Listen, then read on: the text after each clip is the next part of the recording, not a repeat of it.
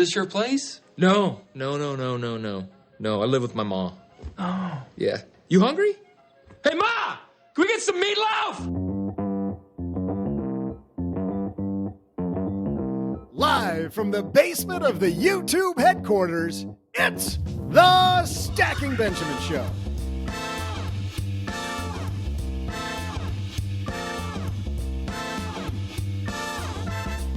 I'm Joe's mom's neighbor, Doug, and is the key to a happy retirement, eating dinner at 4:30, and a great tax strategy? Duh. Today, we nerd out on taxes with the guy who's chief money nerd at our brother podcast, Earn and Invest, Doc G. And joining him from the Beyond Budgets podcast, does tax savings go in the budget? We'll ask her, CFP Deb Meyer. And also the guy behind the Fi Tax Guy YouTube channel, Sean Mullaney.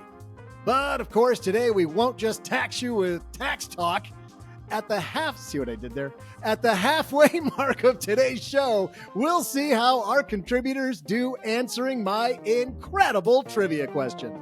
And now, a guy who says he couldn't have ruined his wife's birthday celebration because he didn't even know it was her birthday, it's Joe Saul-Sehy. That's right, Doug. How can you ruin it if you had no idea? Like you were never there. Welcome to We Have No Clue How This Whole Thing Works podcast. I am Joe Saul-Sehy, and happy Friday to all of you. We are ready to have a robust conversation. What do you do to celebrate Friday? You talk tax planning. That's what we do, Doug. We know how to light this weekend candle. It's like happy hour for money nerds. Party people.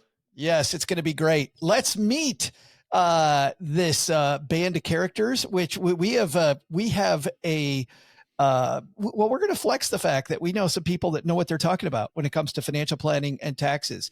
Let's start off with the gentleman behind our brother podcast, Earn and Invest. Doc G's here. How are you, man? I'm good. It's like, let's start with the one who doesn't know about tax planning. I was like, Doug was like, it's Sean Mullaney, CFP, and Deb Meyer, CFP, and that other guy, Doc G from Earn and Invest. No letters behind his name. We got to have one person, though, who's the everyman. You filed taxes before. I have, and I have a mother who is a CPA who's always made my life so easy. So I am the case study here of someone who doesn't understand things. Well, we're going to find out if Doc G maybe needs to know more to get where he's going. I understand a little. Yes. And let's talk next to the woman from the Behind Budgets podcast. I was just thinking, I'm listening to her latest show, and I realized I don't think she's been on since like 2017. Deb Meyer's back. How are you? I'm great. Thanks so much for having me, Joe. It's so funny because I remember you and I sitting at a restaurant in Orlando, like planning your first visit. And that feels like it was like 4 days ago. Deb, where'd the time go? I don't know. And of course, at that time, I think I was living in Missouri. Then I moved to Florida. Now I'm back in Missouri. So, Deb, for the 4 people that don't know about the Beyond Budgets podcast out there, there's got to be one. Tell everybody what you do. Yeah. So I started Beyond Budgets in November of last year, and it's really just to help parents get a solid foundation that's beyond just basic budgeting. So as the name implies, we go into concepts around tax planning, saving for college. It's really just designed for parents that are raising kids. They're in that life stage where they need a little bit of extra education, and I want to help give it to them.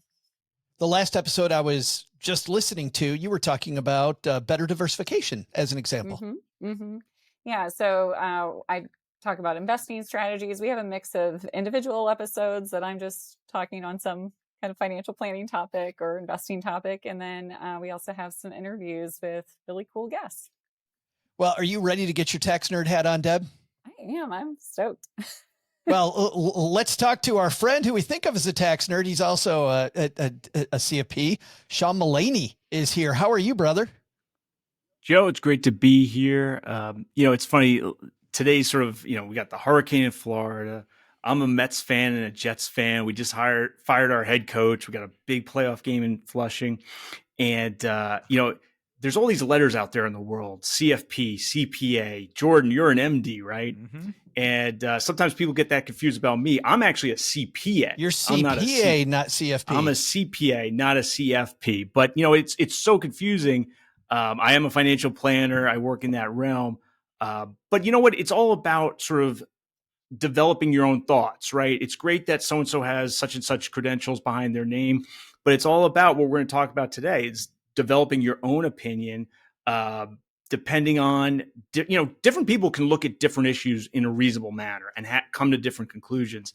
I'm looking forward to this one because this one's got all sorts of balls in the air. It totally does. You know, what's funny, Sean, is that Doug always tells me that I forget to put his letters behind his name, which is BMOC. He's got BMOC. Remember those letters? Anybody? I remember that. Yeah. I could tell you what that is. If that's going to be the trivia question, then I'm in really good shape. It might be a little more difficult than that. Doug, we got to start putting the letters behind your name. Yeah. Oh yeah. I've got all kinds of. Or maybe it letters. should be BMOP. But what's the P for? Podcast. The Big Man of Podcast. Big Man of Wow. Podcast. Woohoo. Wow, I'm the slow guy in this show. I didn't even see that coming when it hit me like a truck. Sean, we asked Deb about the Better Budgets podcast, Beyond Budgets podcast. How about the Tax Guy YouTube channel? What you got going on there? Yeah, so I got my YouTube channel. I'm putting up videos every Saturday morning, and that's going to be largely tax focused, but not exclusively. I've got some ideas for some different personal finance topics. And then my Tax Guy blog, FiTaxGuy.com. It's the intersection of tax and financial independence. So it focuses a lot on retirement accounts, a lot about how tax planning and financial independence planning intersect. You know what's great, Jordan, is that we've got experts, Deb and Sean, with us. You know what's nearly as good as that? Tell me, Joe. Tell me. The fact that this episode's brought to you by State Farm. How about that? Isn't that wonderful? Exciting. If you own a small business, whatever your business might be, you need someone who understands, and that's where State Farm Small Business Insurance comes in. State Farm agents, they're small business owners too, and they know what it takes. They can help you choose personalized policies that fit your budget. Small business insurance from State Farm. Everybody sing it. Like a good neighbor. Come on. State Farm is there. See, we're great. Talk to your local agent today. And State Farm just locked us out like your head coach got locked out of the Jets facility today, Sean. We've got Deb Meyer here, Sean Mullaney, Doc G, neighbor Doug, the BMOP on this podcast. Before we get today's action going, though, we do have a couple other sponsors that make sure this is free for everybody. Let's hear from them, and we'll get this party started.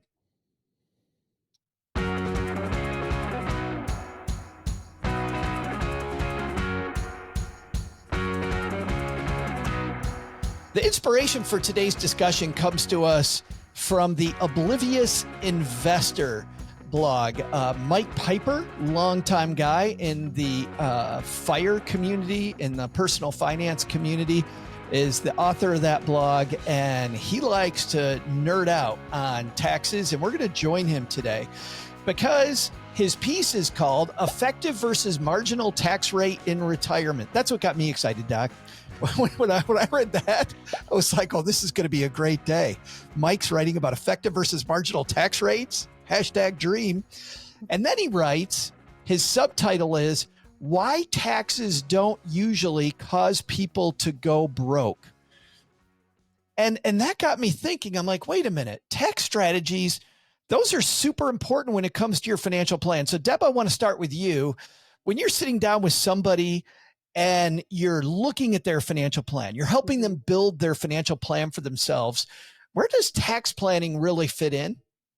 I think it's a really important piece.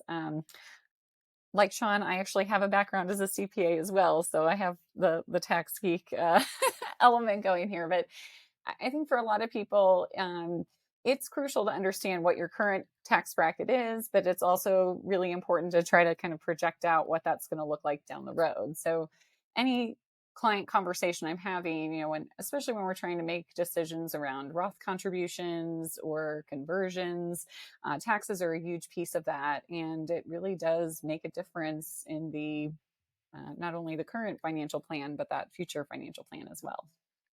Sean, where do you think it fits? It's sort of everywhere. Because, you think about the three topics that folks get all worked up about: investments, retirement, and taxes, right? Those are the three financial planning topics that everybody's all excited about. Well, taxes is embedded in all three, even though one of them is taxes itself. So I'll just give you one example. There aren't going to be many in the audience. Now, there might be some self-employed folks, some artists, NFL quarterbacks, but most of the folks in the audience are probably going to need to capture the employer match in their 401k, at least that, in order to get to a place where retirement is a realistic possibility. Well, that's tax planning, it's retirement planning, and it's investment planning all wrapped up in one. It's sort of odd how the financial planning industry sort of evolved around, beta and investments. And it's like, okay, that's great, but taxes isn't everything. And I think there's so much great play in the joints for those of us in the audience who are still working and thinking about, well, wait a minute, how can I afford my retirement? And tax planning is going to be, I think, one of the top things in that inquiry. All right, Doc, balance out the tax nerds here, because I heard a lot of tax nerdery there between Deb and Sean. Mike says people don't usually go broke because they don't understand taxes. Do you feel like tax planning's been a big part of you getting where you want to go? So I think it has, but I also think we overestimate the stakes. And so people who don't understand taxes feel exactly like that. I'm going to do something wrong and I'm going to be torpedoed. And if I put it in the Roth, God forbid, instead of the 401k, or I put it in the 401k and God forbid, instead of the Roth, it's going to cause all sorts of problems. And what I think I've found is that we historically tend, at least at this point in time, to pay lower taxes than we could. And that if you figure out how to be good as opposed to be the best and get the right help, I don't think taxes are going to hinder you. Yes, they're going to be something you deal with all the time. And because they are a reality and we have to pay them, we're always going to be trying to optimize. But with the right help and being really thoughtful about it, it shouldn't really stop you. Deb, Mike says that he doesn't see people go broke because they don't understand taxes. Do you see? Oh, look at you! Yeah, You're I disagree respectfully. No, I think it's especially for like small business owners or self-employed people, taxes are such a critical piece to plan for during those working years. Now, in the article, it focused more on retirees, and I think there's, but even in that, like, there are some really smart tax strategies that you can employ. And if you don't have the knowledge or you're not working with an advisor to understand the repercussions, it can be really detrimental to having that big nest egg that you're depending on in the, later years in life. It's funny though, Deb, so many people don't know. I've been a financial planner for a long time, but when I was a financial planner, so many people don't know what Mike talks about right here in the header. They don't understand the difference between effective and marginal tax rates. I can't tell you, and maybe, I don't know if this still happens or not, Deb, tell me if it does. But I just remember back in the day, people, like a married couple, would come in and meet with me and they go, well, only one of us works because we did the math. And if the second person works, we'll have less money because it's going to throw us in the next tax bracket. And I go, good news. That's not how tax brackets work. You get to go to work, which, by the way, it turns out they didn't want to do in the first place. Right? It turns out that it was all a big smokescreen. But how often have you heard that people think that more money's going toward taxes than it really is? Yeah, I've heard it. I have a personal example, but I don't want to name names, but my sister. She's like, well, my husband, he does well as a doctor, and I don't know that it's going to make that much of a difference because of tax. And I'm like, you can still earn money. Yes, you're going to pay taxes, but you're still earning money. Now, in her situation, she had young kids and the cost of daycare and all of that. You have to justify, okay, but purely on a tax perspective, there's no 100% tax rate, right? Guarantee you have not gotten a holiday card from her since you forced her back to work, have you? I didn't force her. Well, and Doug, if she did get holiday gifts from her before, now that she knows she got thrown under the bus on the Stacky Benjamin show, yeah, you're so out.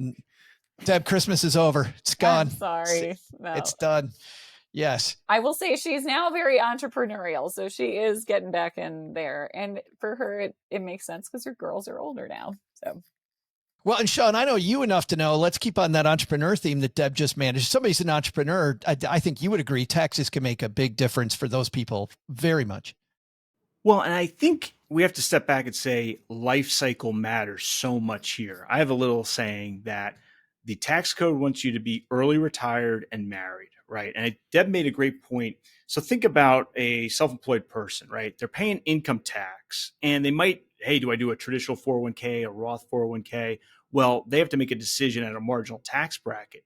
But not only are they paying income tax, they're also paying payroll tax, and they're paying both halves, right? You go to work, you have a W-2 job, 6.2% goes out from your salary for Social Security, another 1.45% goes out for Medicare. When you're self-employed, you got both of those halves to deal with, right? Well, think about, so that's your working years, your entrepreneurial years. Get to early retirement, and assuming you're not taking Social Security, FICA just went from an outflow to a no flow, okay? And then whatever age you determine to turn on Social Security, you've gone from outflow to no flow to inflow, right? So I think a lot of this, you have to step back. And what Mike's doing in the article, I think very well, is saying, well, at 65, what does this look like, right? Because a lot of the people in the audience are trying to be retired by 65. So that's a great place to stop and say, well, what does this look like?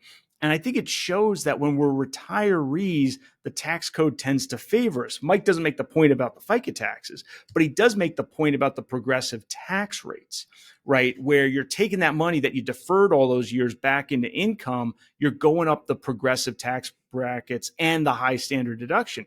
When we're at work and we're trying to make a decision, it's basically a marginal tax rate issue because we just have the income. Right? The income's the income. We get a bonus on New Year's Eve. We get a bonus. We're taxed. There's nothing we can do about that, but we can make some marginal decisions on, say, a traditional 401k versus a Roth 401k. That's why when we're working, the marginal rate matters so much more. And as Mike is pointing out in the article, the effective rate matters so much more for lived experience when we're 65 and retired.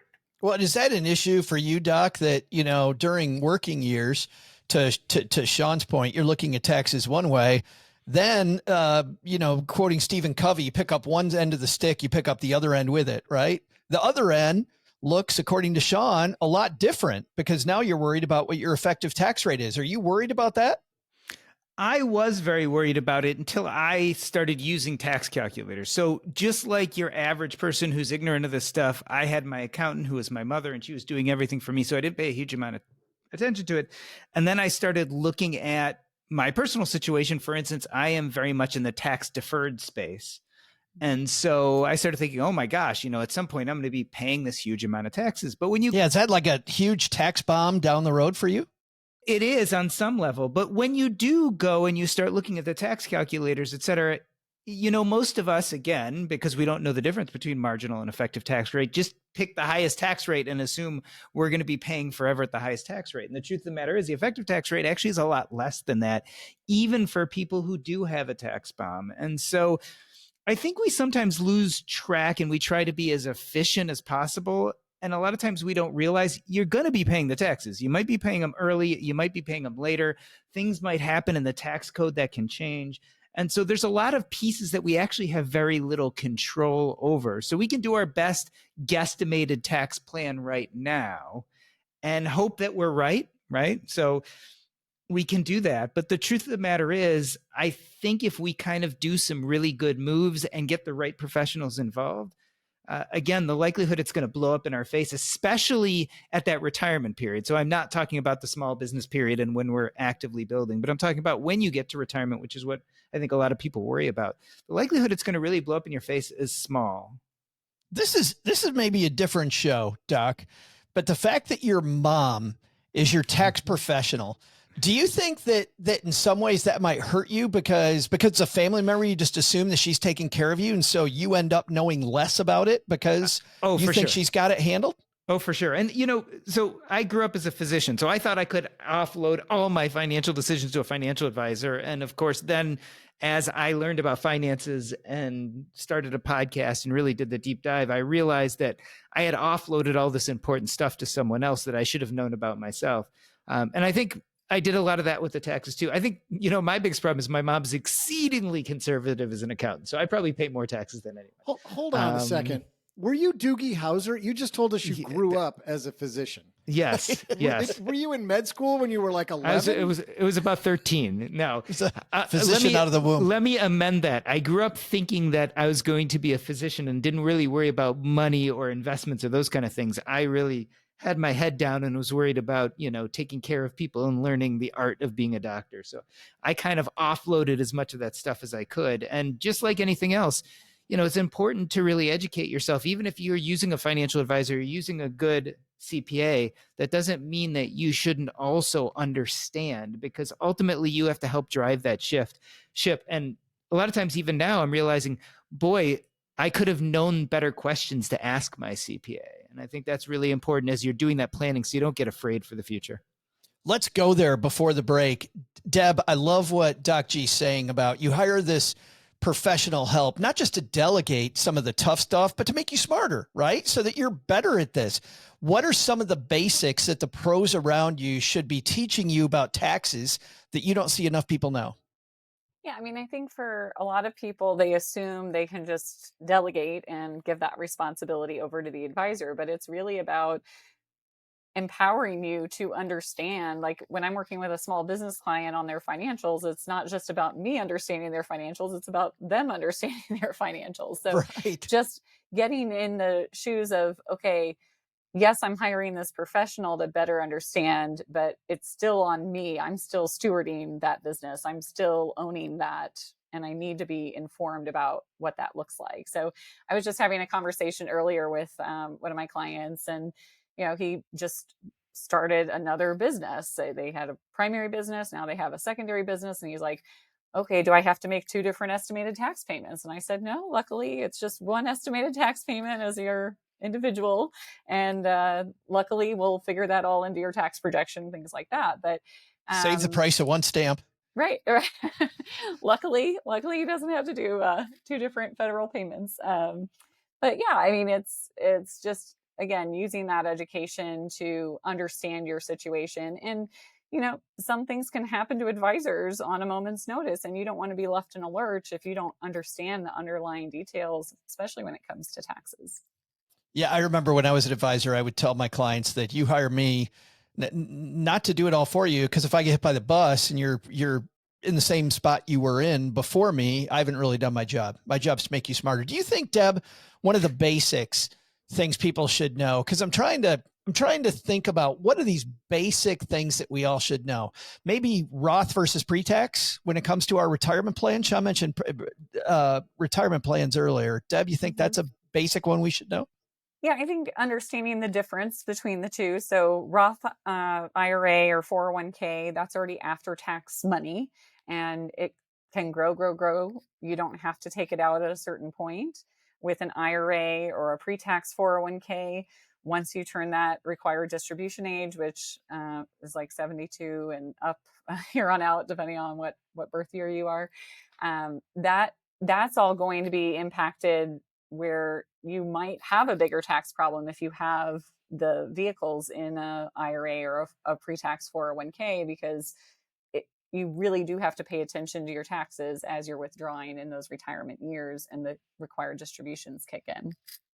And then I guess, Sean, speaking of that, let's pick up where Deb left off. She was talking about this requirement distribution. It seems to me that that's a basic thing everybody should know as well. Yeah, I got a couple for you. So one is that, yes, there is a end of the line, right? So you're in your 30s, your 40s, your 50s, you're putting money into that traditional 401k, essentially tax deferring it. You're saying, look, this is $23,000 going into the 401k.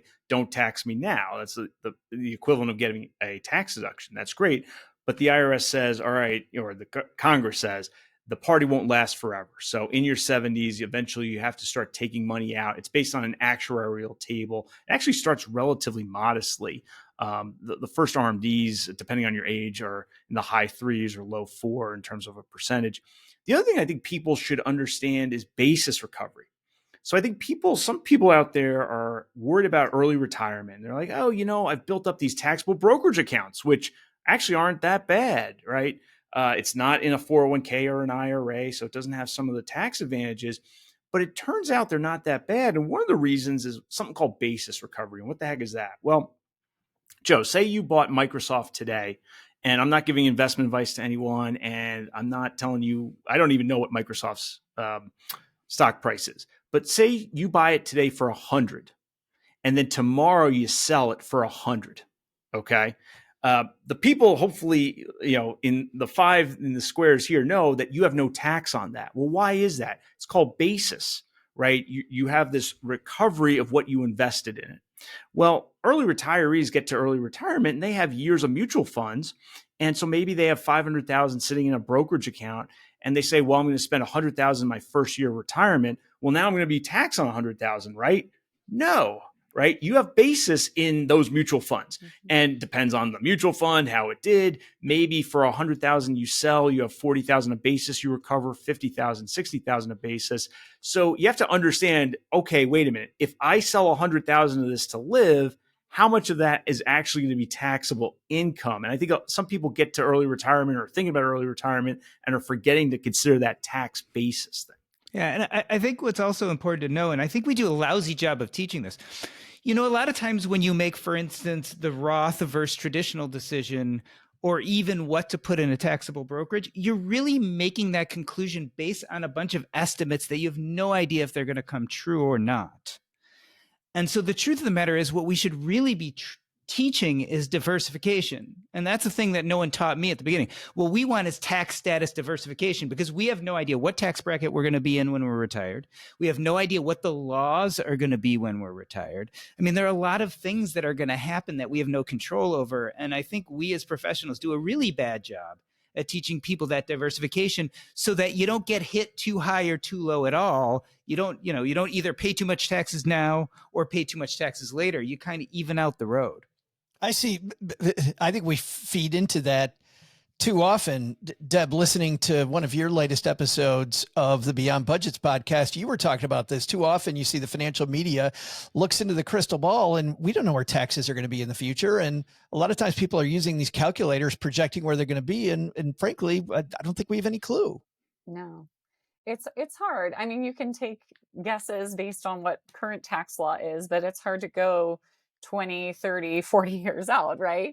It's hard to even go 5 years out. Like we know the Tax Cuts and Job Act, it's going to start expiring next year, but depending on who comes into office and what Congress decides to do, and that will really impact whether the Tax Cut and Job Act provisions are extended or if they're just completely cut off. And we start back like we were pre-Tax Cuts and Jobs. And then the administration after that, and the administration after that, and the administration after that. Yeah, Sean?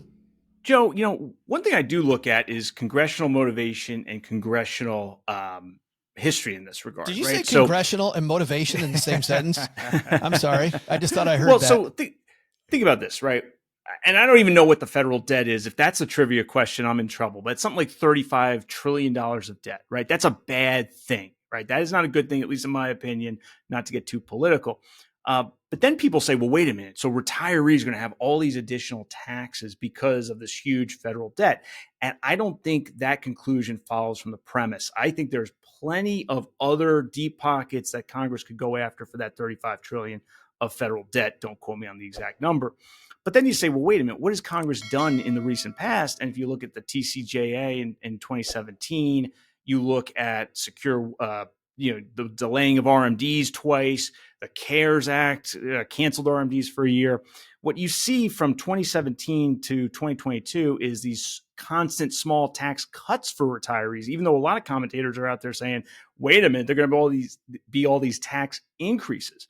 So I tend to be more optimistic about the future. Now, I fully say that is not a risk-free proposition. And so going back to something Jordan was saying about diversification, one wrinkle of that, I like to call it optimizing for known trade-offs, right? So like, for example, people worry about a Roth IRA or a Roth 401k. Which one should I do? I think for many, I tend to like the Roth IRA over the Roth 401k. The big reason there is if you do a Roth 401k, that's $1 you can't deduct into a traditional 401k. For many in the audience, the way the rules work, it's arcane. Many can do a Roth IRA at home, but can't deduct a traditional IRA contribution. So why not do the Roth IRA at home and take a deduction for the traditional 401k at work? There you're optimizing for a known trade-off. So yeah, there's a lot of speculation here. I'm not as worried as some of the other commentators are in terms of retirees. Retirees have a vote and they show up on election day. But we'll see, right? You got to do your own analysis on that. I don't think it's a political statement to say the U.S. has too much debt. I think it's probably universal. I mean, there might be somebody out there going, no, I think we deserve more debt. We need I don't more. like that you put a bad connotation on it, Joe. I'm a big fan of debt, and I don't like the negative, like syrup you're pouring over the top of it. Yeah, right.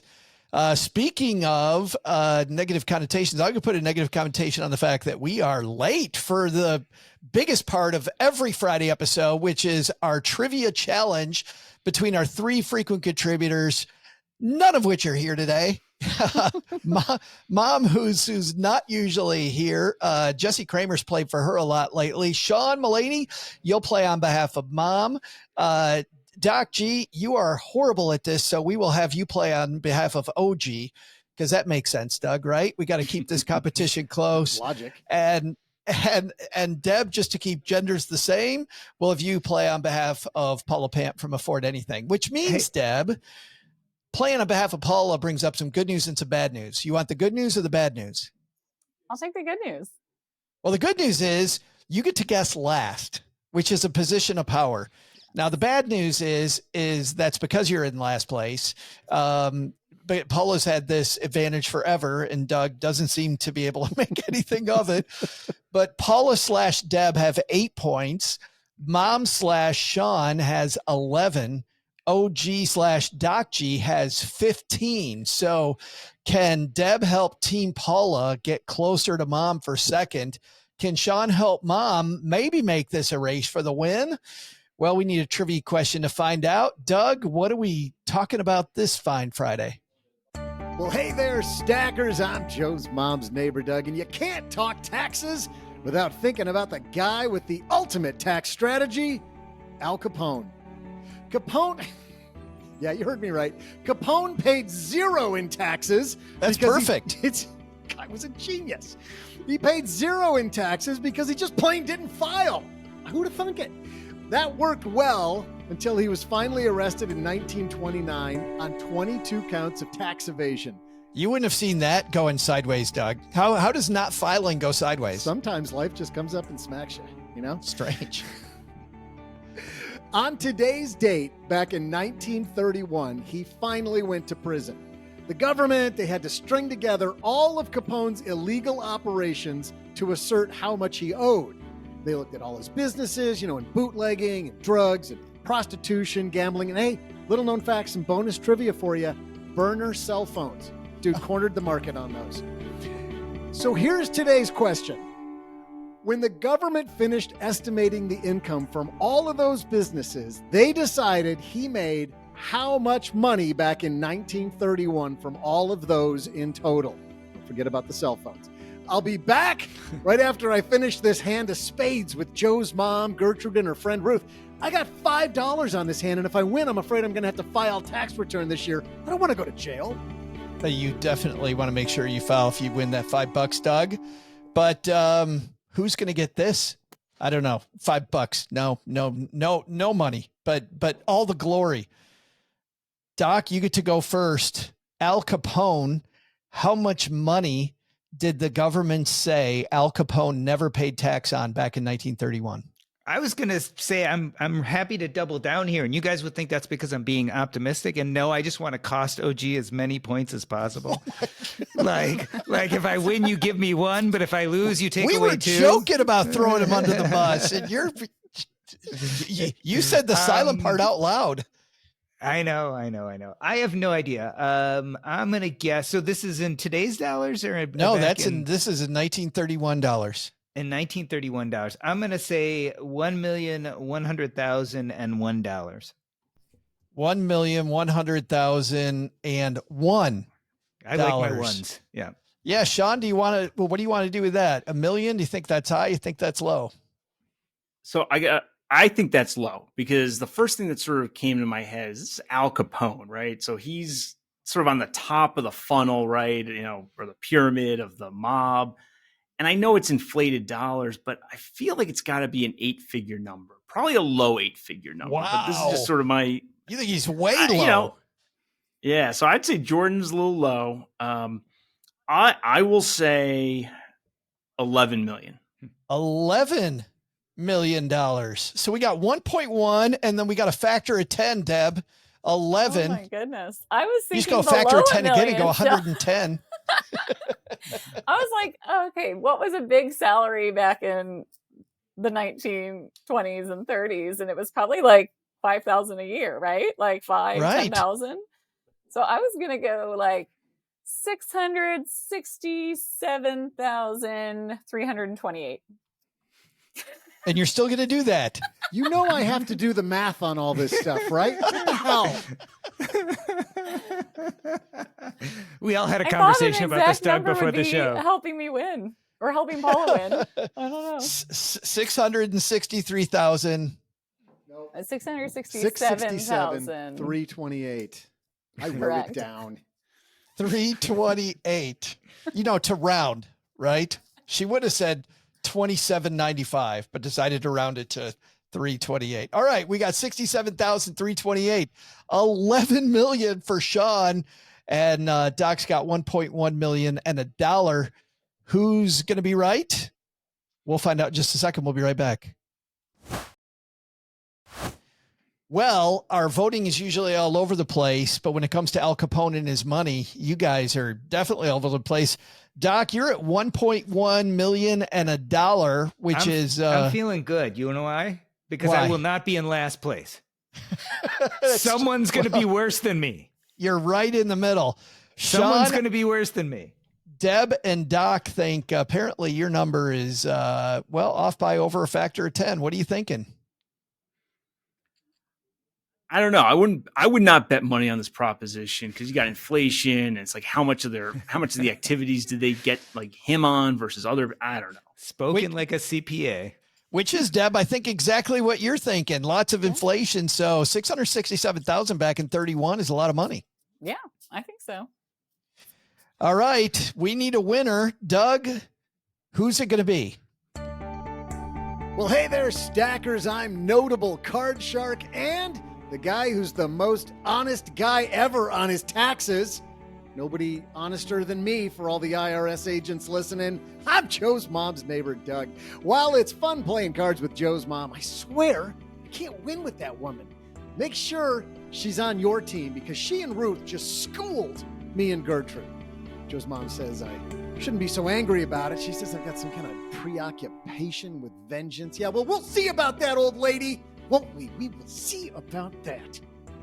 Well, for today's question, which I would have totally won had I been a contestant and not at all because I've already seen the answer.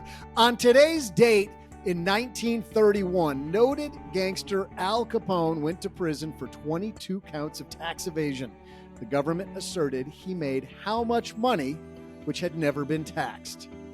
Well, let's replay it for you. I will tell you that Doc G was off by just $83,899,999. Deb/Paula, well, she was off by $84,332. It's 84 million. 84 million. 332,672, making Sean/Mom off by just 74 million because the real answer is $85 million Capone raked in from burner cell phones. Congratulations, yeah, burner cell phones. Sean. Big part of 1931 of the game. He had the technical advantage, Doug. Had the tech advantage. Yeah. You know what's funny, Deb? I want to go back to your answer because 80, what'd you say, Doug? $85 million in 1931. In 1931 is a lot of money. That's insane. I know you were playing the time value money game, and it still was 85 million. That guy made a ton of money. That was amazing. I wonder if he had. I mean, I don't technically know his activities and how many people he had working under him, but I've got to imagine like an enormous fleet. He must have. I think what I heard happen was he went around the neighborhoods of Chicago and he said, if I get one person and you get two people, and then that person gets three people, like everybody will make a bunch of money and you don't have to work. Isn't that the way it worked, Doug? So, totally. And that one little wormy guy that was his accountant, we all saw Untouchables, right? The guy with the glasses, he was the accountant. He was accounting for the equivalent of $1.7 billion in today's money. $1.7 billion. Nice job, Mr. Mullaney, bringing mom up closer to OG. It's an honor to have won. So big feather in the cap today. And Doc, thanks for throwing the game. We appreciate it. Nice work. I anchored everybody. I anchored them low. I did it for you, Joe. I did it for you. So low. Holy cow. Let's go to the second half of this discussion. And I want to start off by talking about the Uber nerds out there and the things that we maybe worry too much about, because financial podcasts, of course, are people that love this topic. And let's maybe calm people down a little bit. Sean, let's start with you this time. Taxes on investments. It seems like when I see Uber nerds, they're so obsessed with sheltering. And yet I think Doc G nailed it. We should really be concerned about flexibility. I mean, I see so many nerds that end up with, oh boy, all my money's optimized and now I can't get any of it. Do you think tax on investments is maybe something our biggest money fans pay too much attention to? Mike Piper, in this article that you shared with us, Joe, makes this great point about the tax torpedo. So this is one of those money nerd things where, oh no, I make more income, maybe on investments, maybe because of tax deferred retirement accounts, whatever it is. And so that income makes more of my Social Security subject to tax. And they call that the tax torpedo. And it's got this big, scary name, the tax torpedo. But it turns out it doesn't have much to do with anybody's lived experience. They still tend to have a very low effective tax rate in retirement. And I think sometimes it gets to the worst outcome of all the outcomes in personal finance, which is not having something to worry about, right? If we don't have something to worry about, then we're in big trouble, right? So some people just need something to worry about. So if somebody can go grab the tax torpedo off the shelf, oh, thank goodness, right? We got something to worry about again. Or somebody can go grab Irma off the shelf. Oh, thank goodness, we got something to worry about. So, one of the things I tell people is, if in doubt, just save, right? Investments tend to be relatively lightly taxed in the United States from an income tax perspective. If you're in doubt, start saving and then figure it out later in terms of, oh, does it go in a 401k or a Roth IRA or a brokerage? I'm big on just, they talk about the biggest determinant of success is contribution rate, right? And I think that's true both from an investment perspective and a tax perspective. It's so huge. I totally agree. A lot of people with not much money worried about taxes when they should be worried about contributing more money, especially, Deb, when they start out. And the thing that really frustrates me, I hear these commercials all the time from robo-advisors. And robo-advisors target, in my opinion, the wrong people. They target these very young people who need a robo-advisor, much like camels need snow tires. Why you need a robo-advisor when you're 23 years old is beyond me. Yes, Doug, I said it out loud. I said it out loud. That's a thing that came out of your brain. You realize that, right? Well, the point is they don't need it. And I just think a robo is ridiculous for a 24-year-old investor. But the thing, Deb, that they talk about, which is even more ridiculous, tax loss harvesting. Yeah. I've got a 24-year-old who's managed to save $500. They put it into a robo, and they do it because they offer tax loss harvesting. Right. Do we worry too much about tax loss harvesting in investing? Yes, especially in the scenario you're painting with younger investors. And even just when you think about the contributions and going like pre-tax on your 401k contribution, if you're starting off in your career and you're making, $35,000 in your starting job and your earnings potential is much higher, then when you're actually earning those extra dollars, yes, you need to be more concerned about taxes and what type of vehicle to put it in. But when you're just getting started, it's really about cash flow management. It's about understanding you need to save. Take in your income and don't have the expenses exceed that income. That's the basic. And yes, contribute enough to a retirement plan. If you have a, traditional employer that's doing a match, yes, that's an important piece. But outside of that, just get into that habit of living kind of frugally, living within your means. Doc, I want to turn to you for another thing. We see so many of our tax nerds who really love the idea of the HSA. But what they love about it is not the fact that it's a high deductible plan, so that it's less expensive, that I put this money in an account. It's the fact that I can invest that money. I've come to you specifically as a medical professional because there's a big piece of me that thinks that a lot of our Uber nerds, they're not going to go to the doctor because I need that money to multiply for later, right? I'll just go ahead and walk it off and everything will be fine. Do you think that's really happening? I don't know if that's happening. I like HSAs. I think they do something that, for instance, tax loss harvesting doesn't. So a lot of, again, us non-CPAs hear tax loss harvesting and think it's the greatest thing in the world and have no idea that it actually changes your basis. And therefore, you one day will pay taxes. Yes, it puts those taxes off. Yes, there's some benefits. I think the same thing with the 1031 exchange. If you die with that property, great. But if you don't die with that property and you eventually sell it, your basis has been changed, which means you're going to pay more taxes eventually. Here's what I like about HSAs. It's the one place where you're actually winning the game, right? So you put it in tax-free, it grows tax-free. And then as long as you use it on medical stuff, you can spend it tax-free. There are very few vehicles that allow you to do that.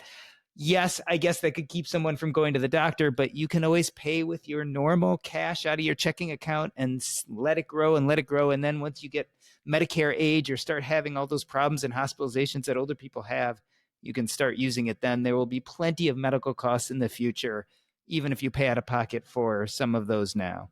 My problem isn't liking the HSA. I think sometimes money nerds like it so much that we're like, okay, I'm going to make sure I don't use any of this money.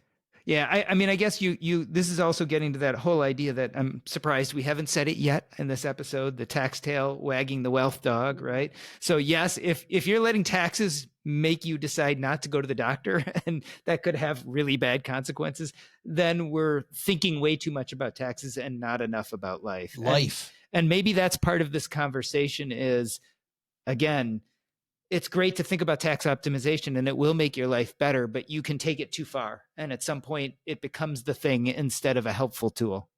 Deb, let's talk about another gotcha, annuities. There have been all these studies done that show that all this money is trapped inside of annuities inside the United States, around the world. But in the United States specifically, I don't know how they're taxed elsewhere, but in the U.S. specifically, it's last in, first out, meaning that any money the annuity makes has to be taxed before the basis gets taxed, which means a lot of people hang on to their annuity money and they never live because they're afraid of the tax. Are annuities just a big tax gotcha, or do we need to just feel free paying the tax? Yeah, I mean, I think for annuities, I don't use them a lot in portfolios. I think if I do use them, it's really because they already had an existing annuity and it might be too expensive to get out. Or if someone just is super risk averse and they want some security and having that kind of guarantee on what their earnings is going to be, it could be a piece of their portfolio. But from a tax perspective, yeah, I mean, I don't think it's I'm not a huge fan of annuities in general, just with fees and the delayed tax ramifications. But well, and that's the other piece of annuities, Deb, because I'm with you, but I don't think what annuity does is necessarily bad, right? I just think that an annuity, people, like, how often do you ever see an annuity turned into a pension, which is probably its best feature, that it can be Rarely. income you don't outlive? You just never see it happen. Right. Rarely. I mean, typically you're drawing on other assets. If you have, a taxable brokerage account, that's what I always look for first when someone's in that retirement withdrawal stage. And there's always an ordering of priority there. And yeah, annuities are not the first place I go. It's so frustrating. Another one, Sean, that you'll see one smidgen of Uber nerds really talk about, cash value life insurance. And you see some people online talk about all the magic you can do with cash value life insurance. Yeah, I've even seen online people say, well, Walt Disney built Disneyland. with his cash value life insurance, right? I've seen that. I don't know how true You or not. can build it is. your own fantasy land too using it. Well, but okay, so if you're in a situation where you're in the 1950s and marginal tax rates are up to 90%, and you happen to be a filmmaker slash theme park builder, well, then yes, maybe you should base your tax planning on Walt Disney. But I can see, it's the year wait a minute, 2024. John. I can see this checkbox. Oh, I matched 2 of the 3. I'm building a theme park, and I'm from the 50s in my brain, but I don't make movies. So sometimes these things get too cute. They solve for problems that most people don't have. And Jack Bogle, right? He spoke about the incredible opportunity Americans have to own businesses, right? And I'm not here to say the stock market doesn't have its perils, doesn't have downsides, particularly for older retirees. But boy, isn't it really cool that we have an opportunity to own diversified sets of businesses with very low costs, right? As an investor, this is the greatest time ever to be alive compared to the past. So I think a lot of these things are solving for problems that folks don't have. And it's sort of foregoing this great opportunity to be an owner of thousands of businesses, which over time tends to, be very valuable for most investors. Mm-hmm. Yeah, I was just going to chime in on the cash value of life insurance. I had a client I just recently started working with and has quite a bit in the cash value life insurance realm, just in working with her prior advisor. And what we were looking at were just she needs that money for retirement. She needs that for long-term care expenses. She has longevity in her family. So we even recently just exchanged her cash value life insurance policy into a long-term care hybrid policy that can give her some long-term care benefits when she does get older in age and needs to draw on that. We know it's a valuable resource she'll use during her lifetime. She doesn't know that she'll have assets to pass on to her kids, and that's not her main priority. It's really to make sure she still has enough comfort to get through the rest of her life. So even just from the non-tax perspective, just understanding why before you get invested in a particular vehicle, it's really important to ask those hard questions and just understand the underlying premise behind them. But it's, the part of your story that frustrates the heck out of me is that when I was an advisor and I had the 1 out of 100 people that cash value life insurance was a great tax shelter, was a great place for them to be because we'd maxed out everything else and it was beautiful. We could follow the modified endowment contract line. Mm-hmm. I couldn't get them to do it because too many salespeople were selling them to people like your client that didn't need it. Right.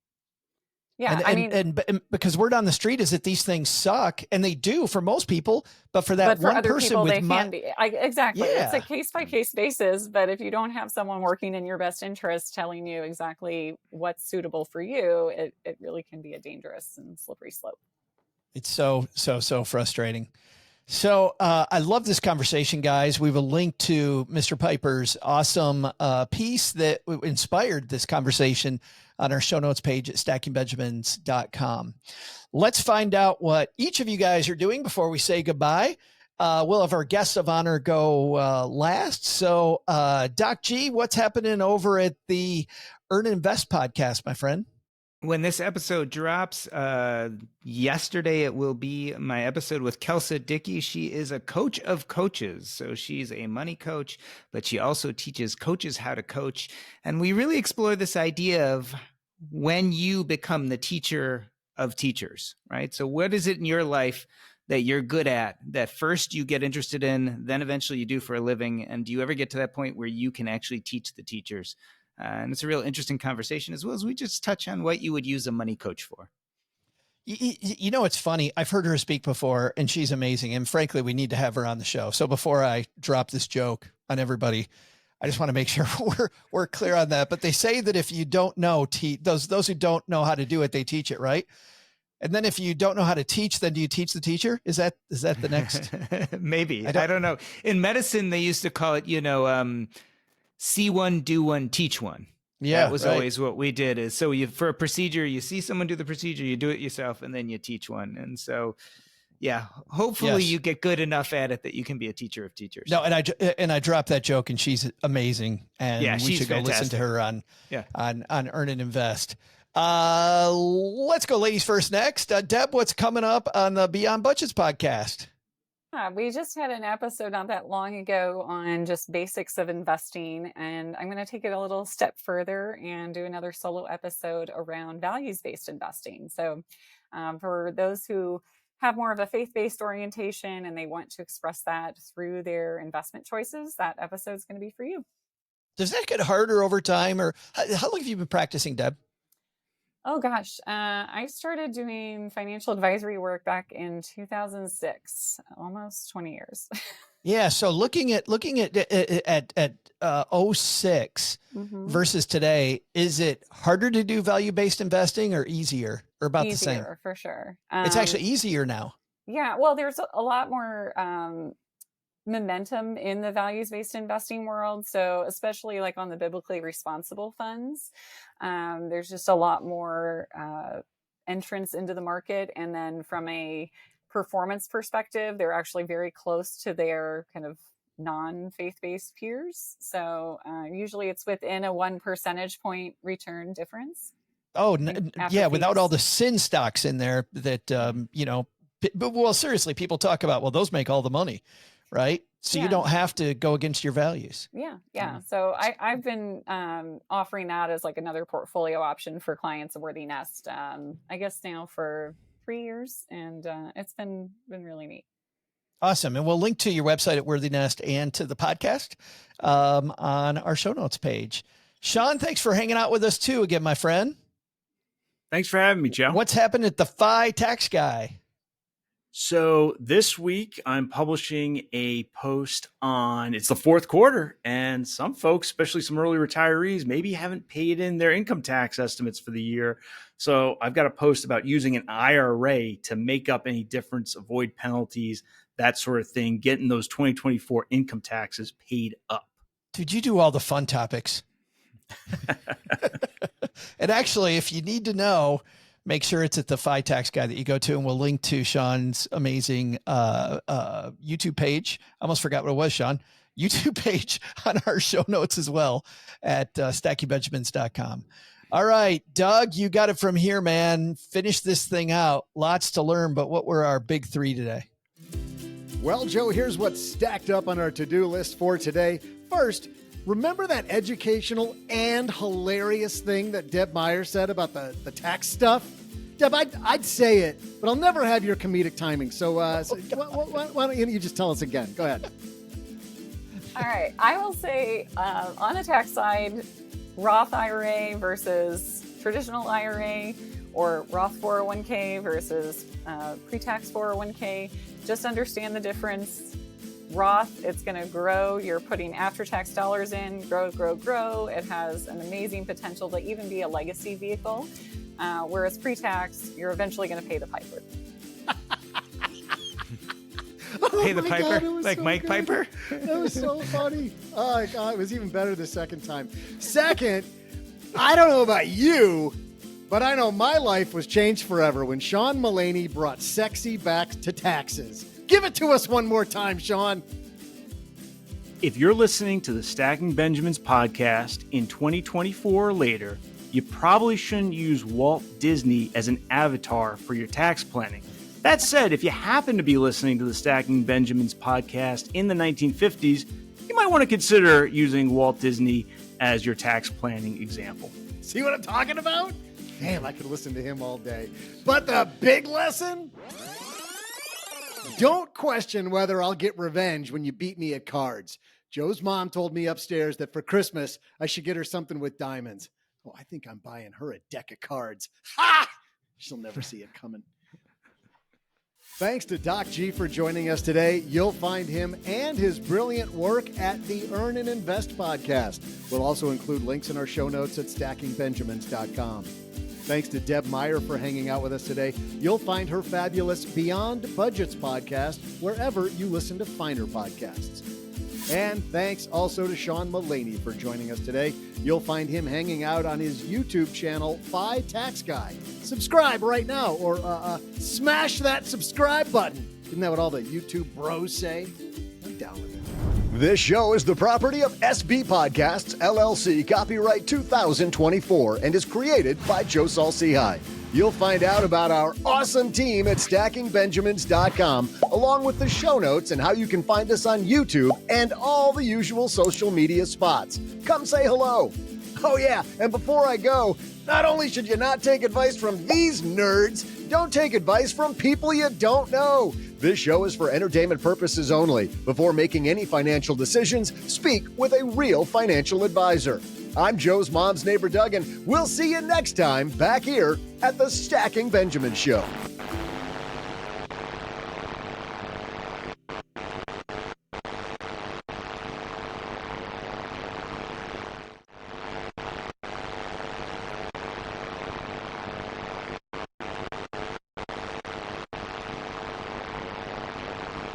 You know, it's funny. We performed this live on YouTube, and I totally forgot that Aaron in the audience had a question.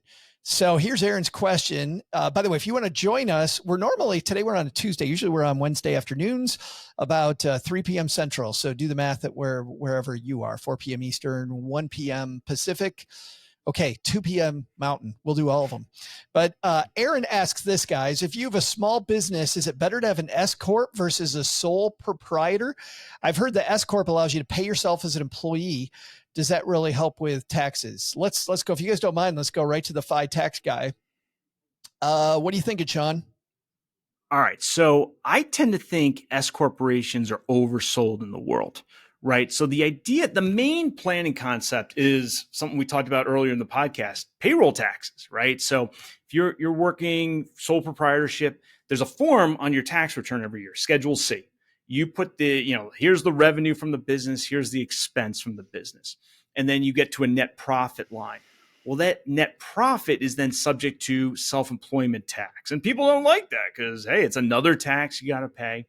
And so let's say your net profit was $100,000. Well, by my quick and dirty math, a little over $14,000 of self-employment tax. Well, what could we do to reduce that self-employment tax? Well, we could have our business in a legal entity, usually an LLC, but could be another one. And we make an S corporation election. Now what we do is we say, well, we had $100,000 of profit. We'll W-2 payroll ourselves like we're a regular employee. Maybe it's $50,000, maybe it's $60,000, maybe it's $40,000. It has to be some reasonable compensation. That's a whole other podcast episode, so let's not go down that rabbit hole. But the cool thing about that is if our reasonable compensation is only $50,000, now we're only paying payroll tax on the $50,000, not the full $100,000. So it's a way to reduce payroll tax. We say, well, why doesn't everybody just do that, right? Well, you've created a new tax return. You got to do W-2 payroll. There are services that do that for you, but it's still, an administrative task. And you've reduced stuff like a solo 401k contribution or a SEP IRA contribution. I think for a lot of people, the benefits of an S Corp may not be worth the squeeze, may not be worth the administrative tasks and the hassles that come with it, but it's absolutely a valid planning option. I do think it tends to be a little overhyped. Deb, I'm curious your thoughts on it. I'm hoping Deb fights with you, Sean. Come on, Deb, bring it. Fight with him. I think it's important to evaluate what stage of the business you're in. So for a lot of startups, they think, oh yeah, S Corp, I'm going to save on taxes. And that's not always the answer. As Sean pointed out, you really do have to have a solid base of not only income, but profit. So after the expenses are paid, you still need to have a decent amount of earnings coming your way. For a lot of people, getting an LLC set up is a great first step because that is a legal entity that from a liability perspective, it kind of separates you as an individual from the business, which is under that LLC umbrella.